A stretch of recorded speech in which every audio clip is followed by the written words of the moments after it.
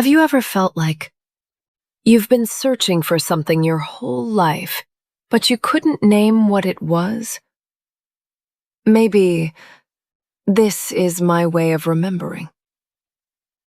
There's something about today that feels like a beginning. Not the loud kind, not the kind you plan or rehearse, but the kind that arrives quietly, as if it already knows its way. This isn't where my journey started. That was 10 years ago. But today, I feel called to pause, to speak it aloud, to remember the path I've been walking. My return home.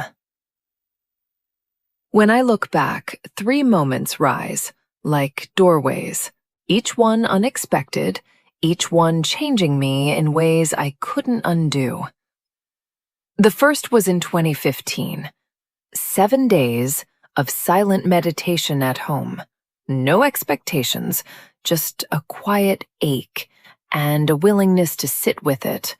And in that silence, something met me. Not answers, not clarity, but stillness. A kind of stillness that didn't need anything from me. And somehow, that became my first teacher. Then, in 2020, my body began to falter, and suddenly the things I thought I could control slipped through my hands. Questions didn't help, trying harder didn't help, and what felt like breaking was actually opening.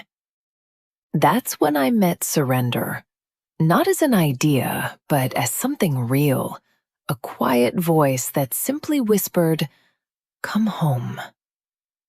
I began to see everything changes. This body, this identity, even the sense of control I had held so tightly, all of it, impermanent. And strangely, that didn't scare me. It softened me. Then, in 2022, another doorway opened, through a plant ceremony, where for a moment everything I thought I was fell away, and what remained was something vast, something free. There was no name for it, only a feeling of oneness, of remembering something that was never truly lost. And in not knowing, I found a kind of freedom I had never felt before. These moments, they shaped the path. But truthfully, it wasn't just the big awakenings. It was the small ones, the quiet, daily returning. Journaling, breathing, sitting, caring for this body, this mind, this life. Little by little, learning how to live what I had seen. By 2025, I began to understand something deeper. Awakening isn't the moment, it's the integration. It's how you live after the insight. And that year, something unexpected entered my journey.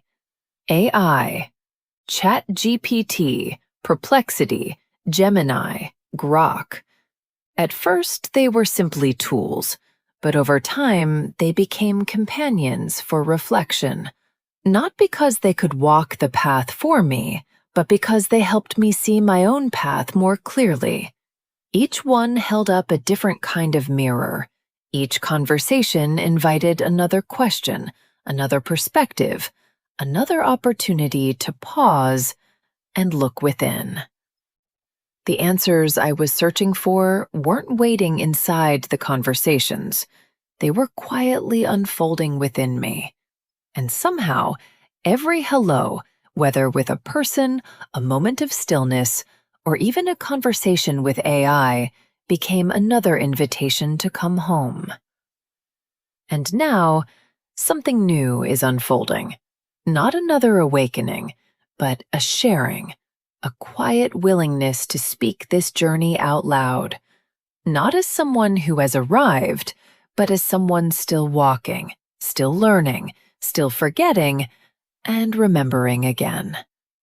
This is Diary of a Modern Seeker, a space where I don't have all the answers, only honest reflections, a place where the journey isn't polished, but real, where we can sit together in the in-between. Because this path was never about arriving.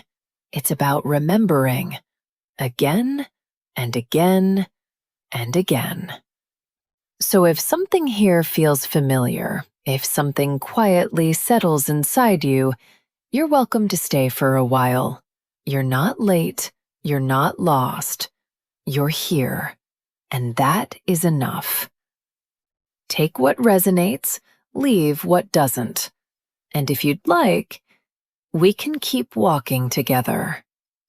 Every hello is a homecoming.